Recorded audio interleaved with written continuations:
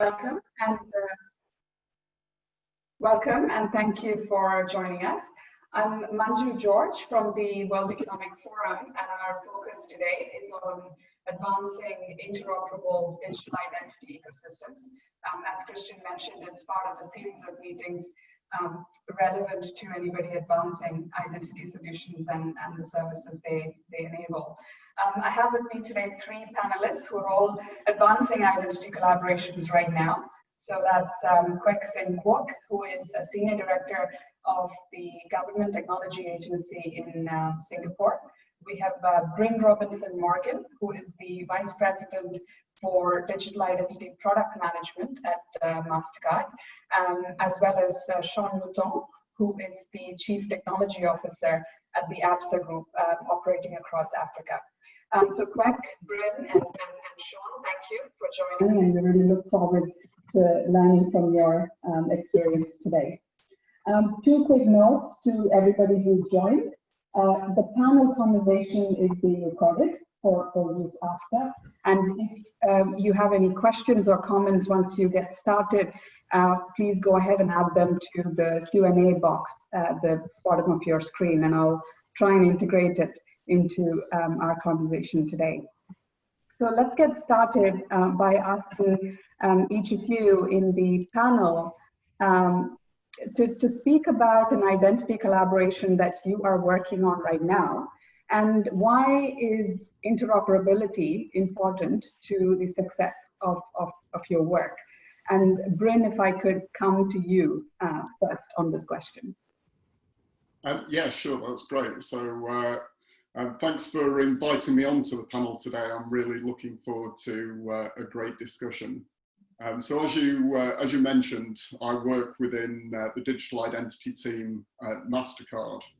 And at MasterCard, we believe that every individual in the world should be the owner of their own identity so that they can define it, protect it, and use it to advance their goals. And to make that belief a reality, we recently launched our service, which we call ID. And ID is about convenience, security, and being smart as a digital identity service.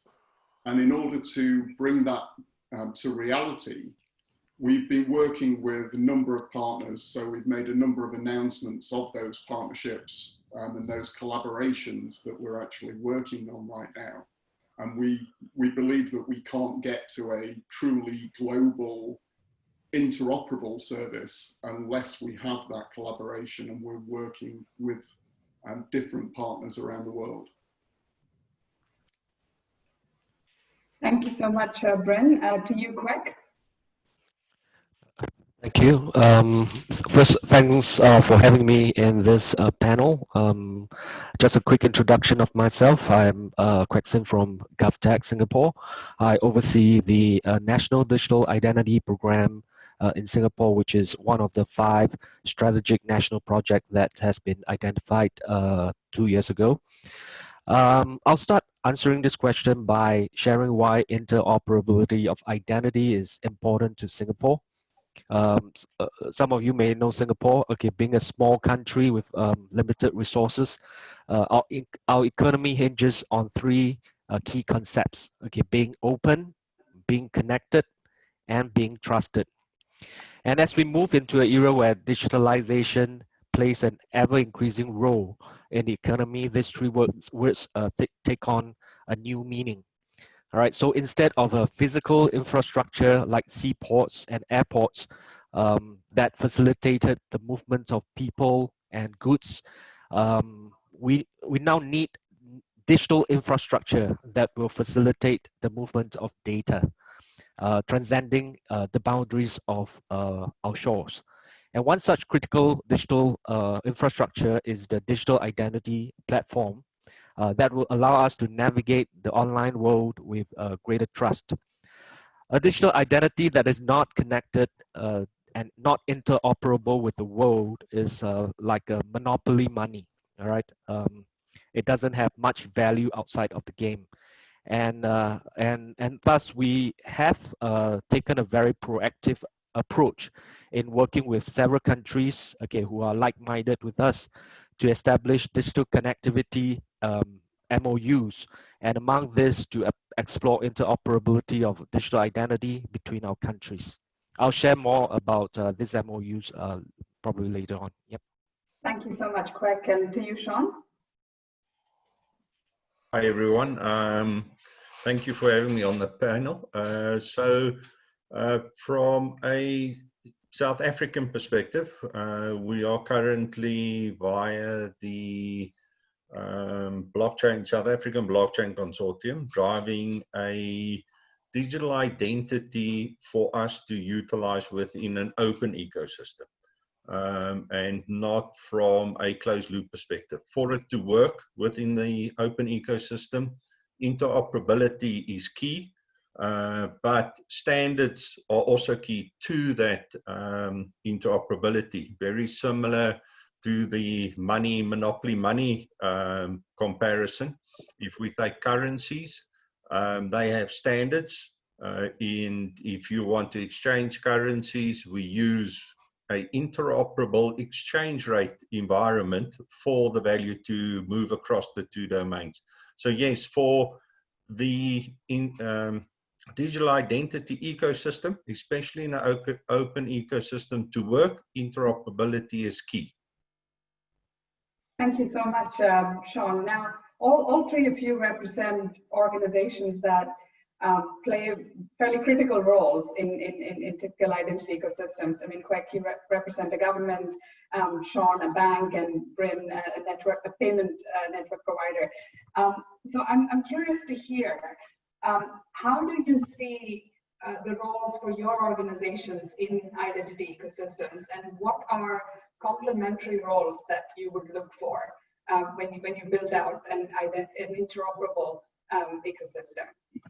Maybe, Kwek, if I can come to you first. Sure.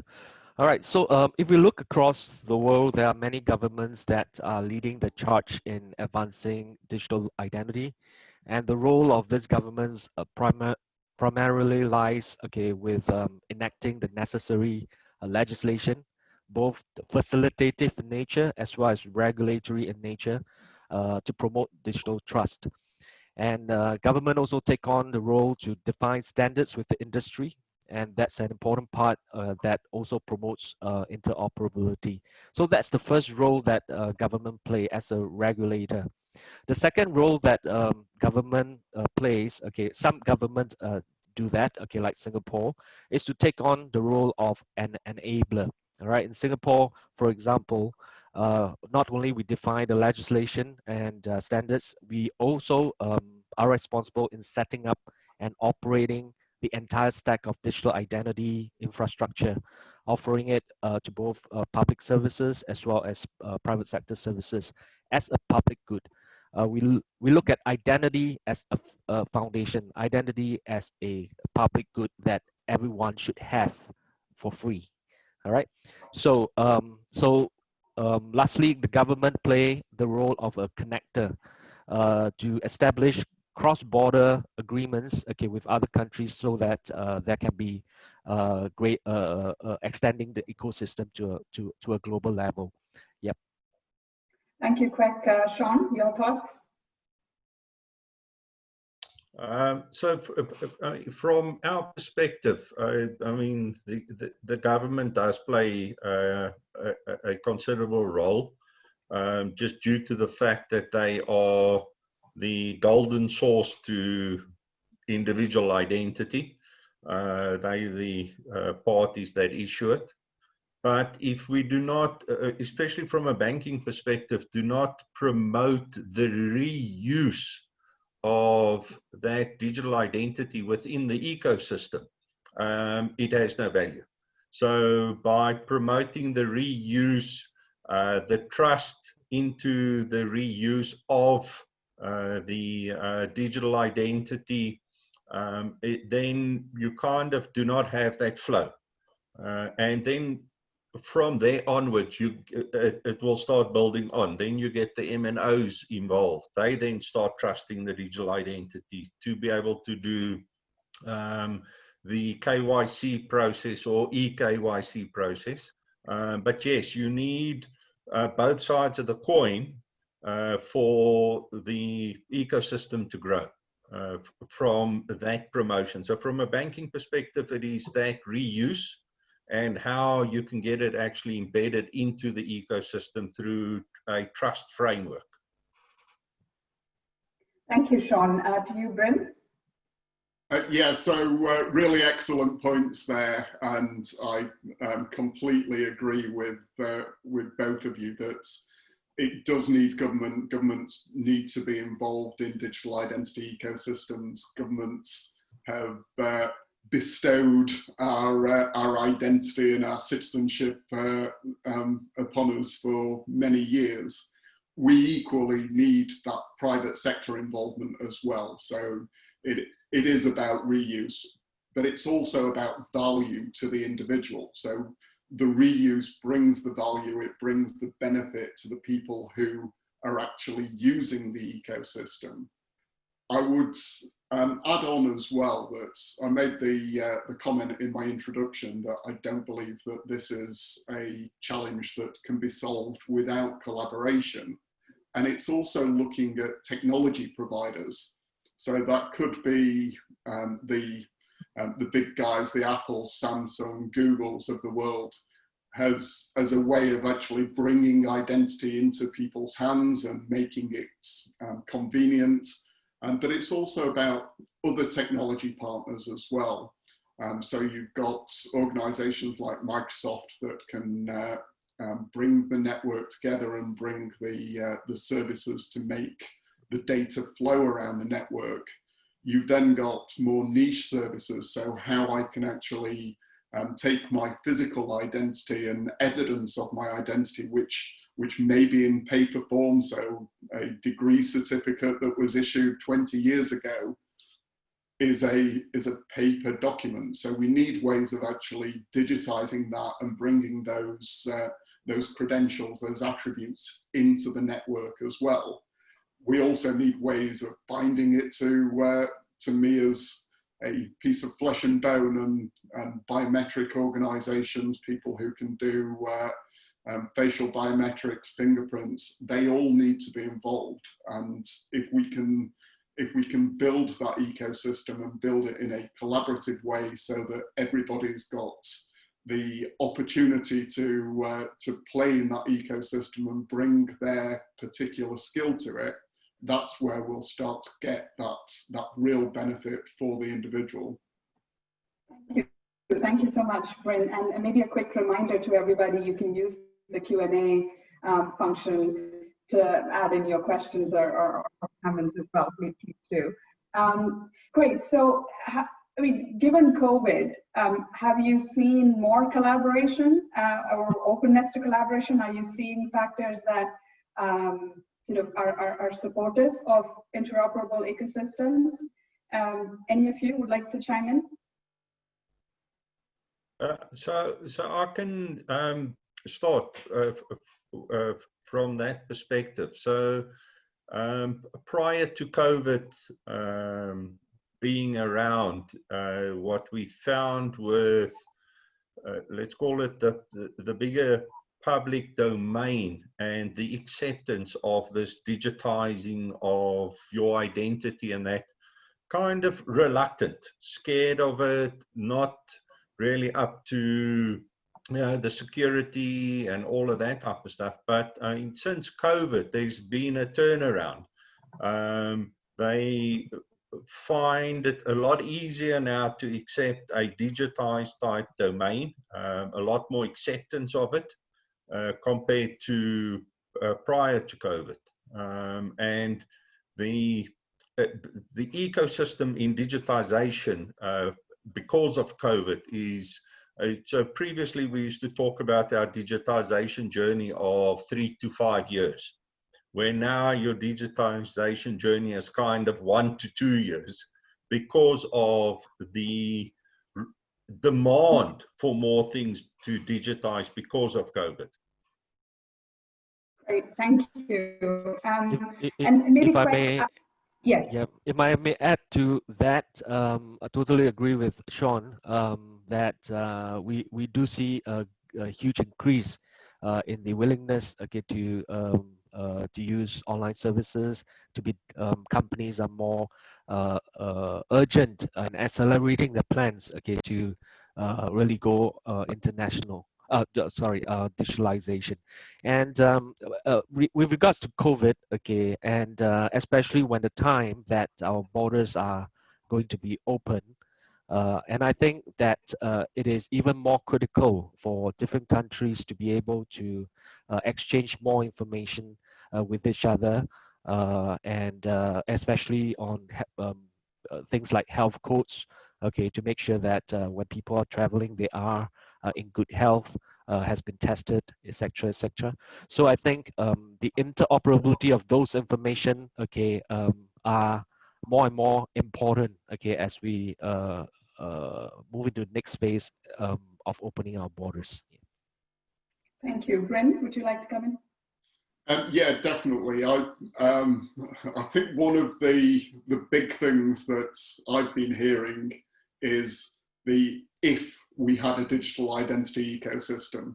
So organizations that have been dipping their toe in and doing proof of concepts and trying out ways in digital identity, not really committing to it and not having the top-down leadership to say this is something that we're going to do, and that's both in the private sector and also in the public sector as well. So where governments have developed schemes but haven't really rolled it out and got behind it across the whole of government, we're now seeing those same organisations saying, I need to do X. If I had a digital identity ecosystem, I could have done it in days. I haven't got that, so I need to, somebody used the phrase of secure email with me the other day. I was going to point out to them that that's an oxymoron. There is no such thing as secure email, but that's what people are reverting to at the moment, to try and digitize the movement of identity data and data about citizens. About if we had that identity ecosystem in place, we'd be able to do that so much easier with actual security. So we could do secure transfer of information.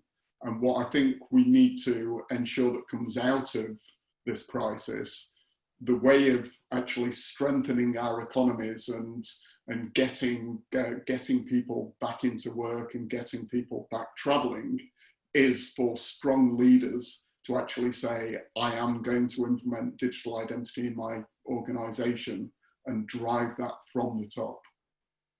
Thank you, Bryn. Kwek, you referred to multiple MOUs that Singapore has signed with other countries. If you could speak a little bit more about how are you approaching these, and what are some of the core design elements there that emphasize interoperability, and what are you learning? First of all, these MOUs are part of a larger digital economy agreement, okay, that we have signed with several countries.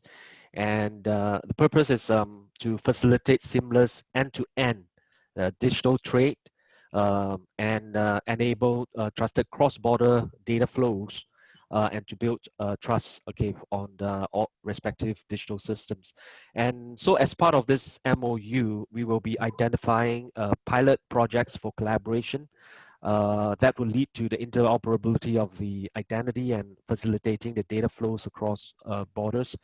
And one of the advantage of this pilot project is that it lets the implementation lead the discussions on policies and legislations.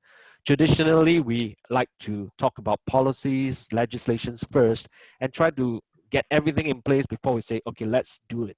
All right, but I think all these pilots is more action-oriented.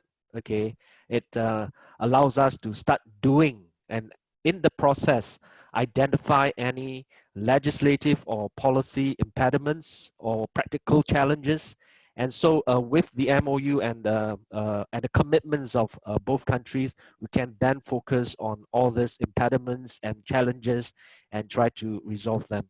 So I think we are just at the start of it.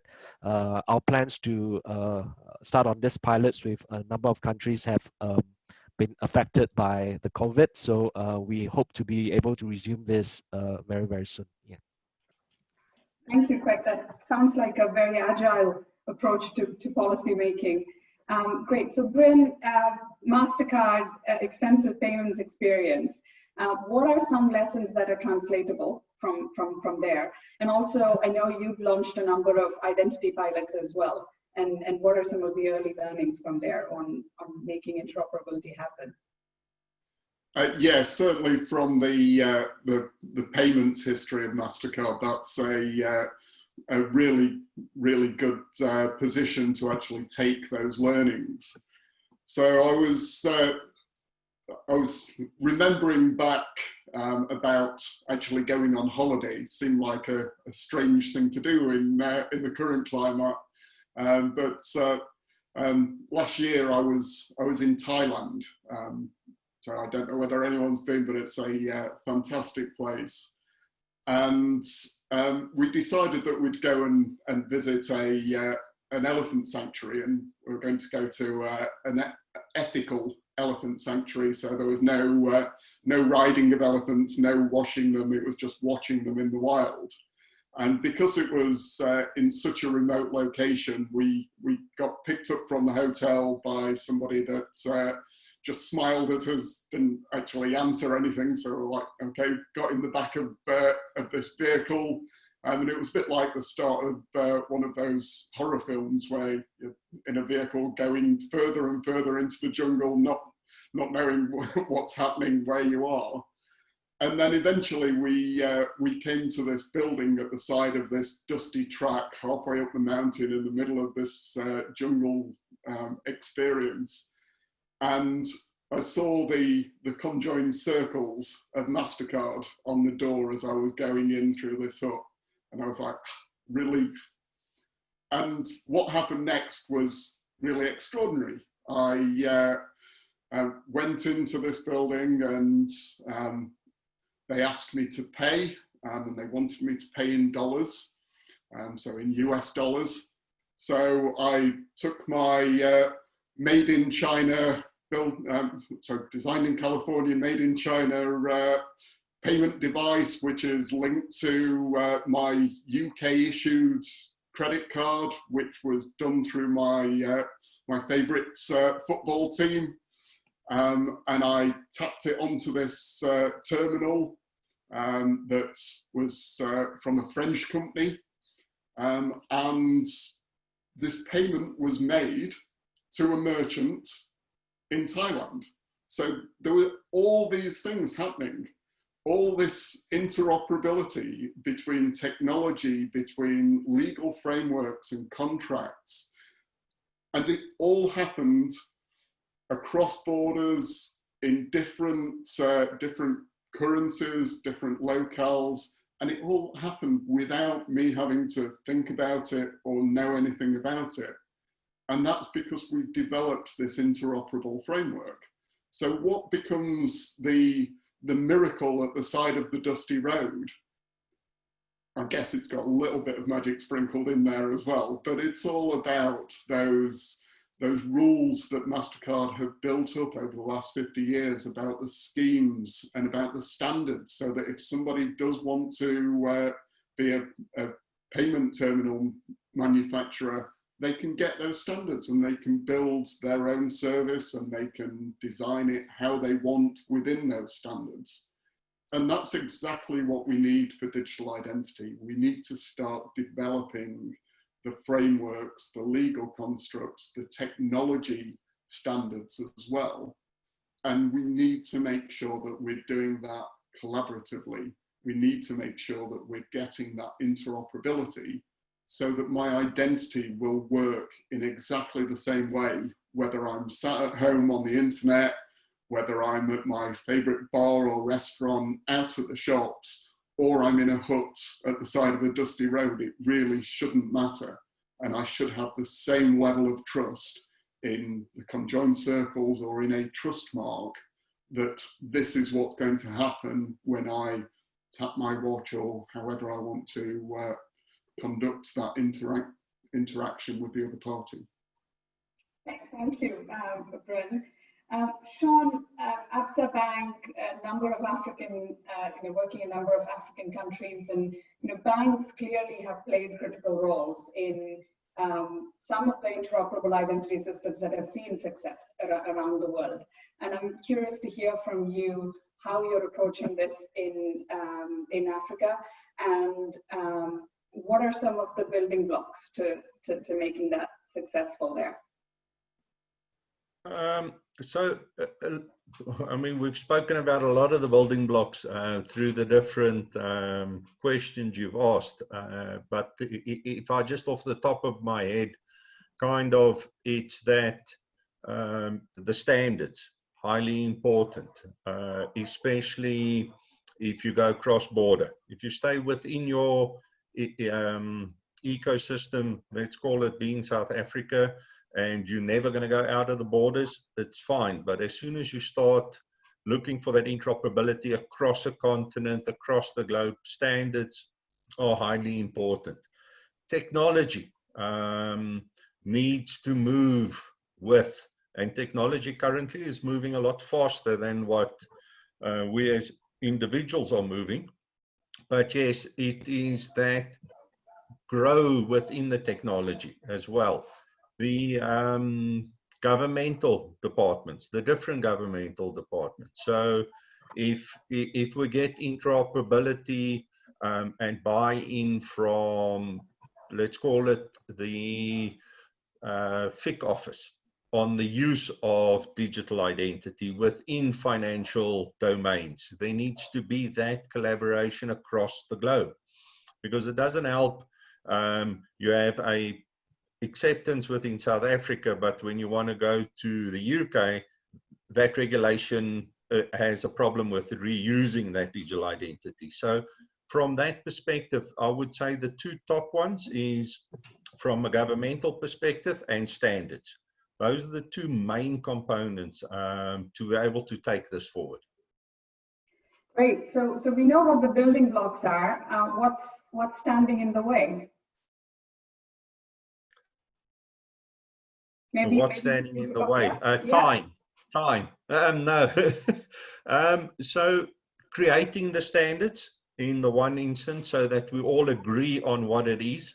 So for example, in South Africa, my identity is issued in the following context. I have an identity number, I've got a name, I've got surnames. But if you have a look at identity issued in Singapore, right, they've got a different identity number construct. It's to make sure that those two identity tags or identifiers can actually work across with each other. So because it's the first time we're kind of going into this domain, very similar to currency.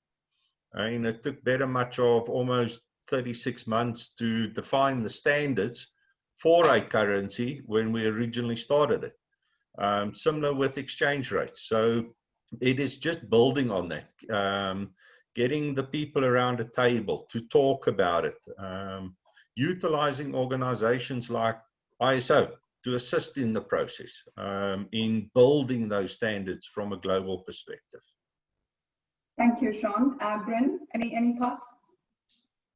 So what Sean said, absolutely correct. I think we've been at this for quite a long time now, and we've seen these closed loop systems that pockets of them have sprung up, have proven to be quite useful. If they don't have that trust across a boundary, and that boundary could be a national boundary, but we also get them across other boundaries as well. So you get bank-led schemes that work within a sector but don't translate out of that sector. You also get organizational schemes as well, where an organization can run an identity ecosystem, but if they don't allow that trust to flow across a boundary as well, and it needs to be mutual trust as well, it needs to be two-way. If we don't get that, then they only ever operate within that silo, and they're not particularly exciting, and if they're not exciting, users don't see the value, they don't see the benefit, and you don't get the adoption. So if we can start to actually come together and develop these standards together and work out how we can trust each other, and we can still have our own needs and our own ways of doing things. What we need is the interoperability, so that I can say, well, this is how I do it, this is how you do it. Where's the interoperability between the two, and how can we get that level playing field and to allow that trust to cross the boundaries? Thank you, Bryn. Kwek, I see a question here in Q&A, which is, when you have so many different standards, how do you make sense of them and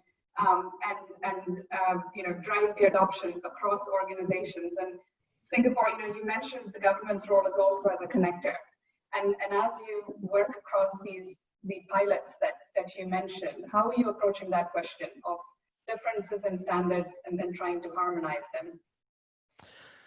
I think the first point probably we need to sort of agree is that it is impossible to harmonize the laws and the legislations of different countries. So it is not so much about harmonizing, it is about understanding and accepting, and sort of deriving an equivalence. All right. So so it is that approach that I think would work. It's just like exchange rates. Okay, you can't harmonize exchange rates. Okay, all right. You have exchange rates. Okay, to convert one to another. All right. So so I think in the work with a different country, I think we need to have the understanding that we are not there to change people's legislations or change people's standards. It's understanding and then match back to us. The way you do it this way, how does it match to the way that I do? Does it have the same level of identity assurance, authentication assurance, or and so on and so forth? So so I think that is what we are trying to do. And to add on to just now, you ask these questions about what are the challenges to interoperability. And I think one of the major challenges is data sovereignty laws of certain countries that is very, very strict, all right, is almost protectionist in nature.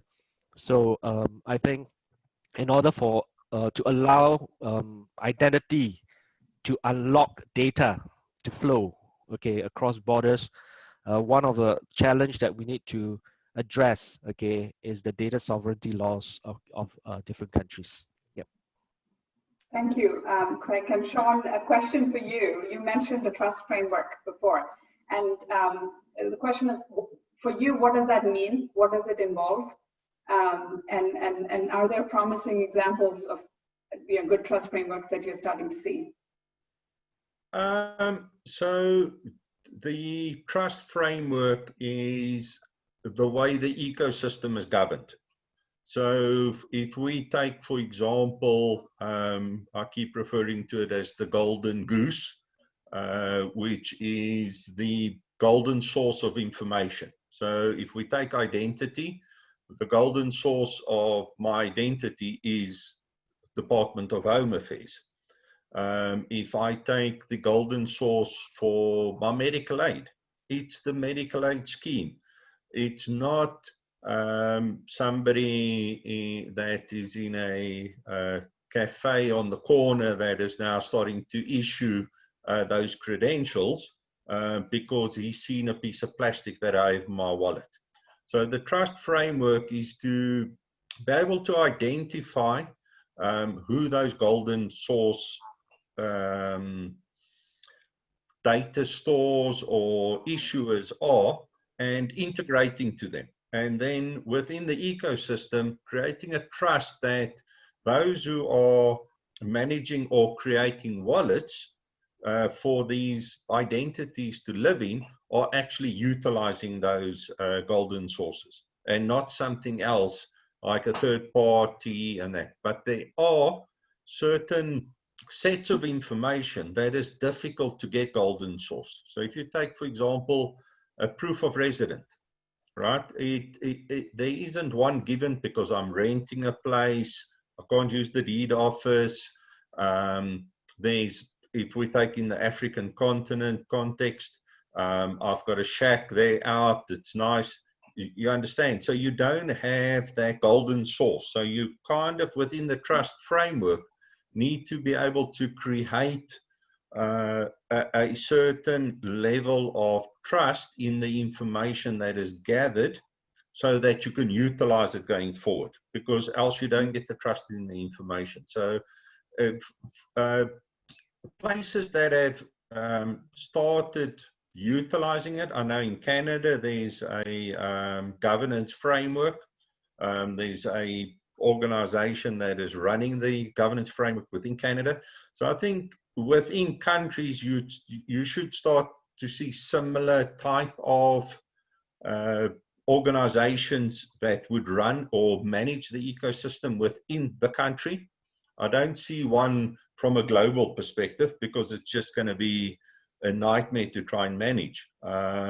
If we come back to the trust between governments, I run my identity environment like this. You know, what makes it secure versus another country? What makes that country secure? And those governance frameworks is what elevates where and what is used or reused. Thank you, Sean. Bryn, anything you'd like to add there? So I would echo what Sean said, that there needs to be different trust frameworks depending on the context. There's also the opportunity to have kind of a scheme of schemes to do that translation from one to the other and bring that interoperability into the network as well. I think a trust framework, it's a phrase that we throw about within the industry. As Sean mentioned, it's about governance. So that covers everything from the technical trust, the assurance that the technical infrastructure brings. It's also about the human trust as well. So what contracts you have in place, what liabilities you have as an actor within that ecosystem. It also brings in commercial aspects as well. So there is a commercial element to providing these services, to delivering value into the ecosystem, and there should be fair recompense to that value creation as well. Thank you. Kwek, how have you approached the trust framework question in Singapore? Kwek, I think you are on mute. Yeah. I think in Singapore it's relatively simpler, okay, because we are a small country and we really don't have a lot of identity players, okay, and to bring together, and that's why government is taking the step to define it. All right, so I think I don't face that much of an issue within Singapore. So I think the challenge comes with outside of Singapore. All right, but I do agree with some of the points highlighted. Okay, when it comes to trust framework, it is also about the liability framework that is underlying it. I often compare identity with credit cards ecosystems as well. All right, as a consumer using an identity card, I don't have to worry about what goes on behind. All I need to know is I flash the card and my money get transferred. Okay, the merchants get the money. All right, but underlying all that, okay, is a lot of thoughts being given on how do you protect consumers, how do you protect the merchants who holds liabilities, etc., etc. All right, so I think all this still have to work out, okay, subsequently, but it's good that we have a model to refer to, which is the credit card system. All right, so that's something that I think we need to continue to look at. Yeah. Thank you, Kwek. Now, our time together is nearing its end, so maybe one last question to all of you. What's the one key takeaway message that you would have for people working on identity and trying to advance use cases dependent on it. Bryn, if I could come to you. So I'm going to cheat. I'm going to have two key messages. The first one is don't ride elephants. They don't like it. It's cruel. And the second is that digital identity is bigger than any one organization. It's bigger than any one country. And we need courageous leaders who are going to commit top down to collaborating in delivering a global interoperable identity ecosystem. And with both of those key messages, we'll make the world a better place if we do it.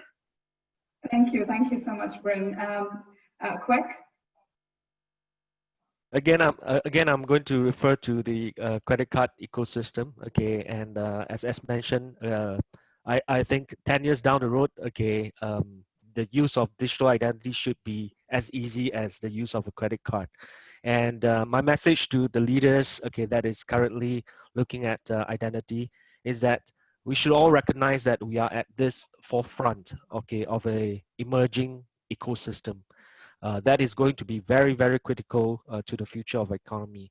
And that is why we feel so inspired and so motivated, okay, to really drive this identity movement.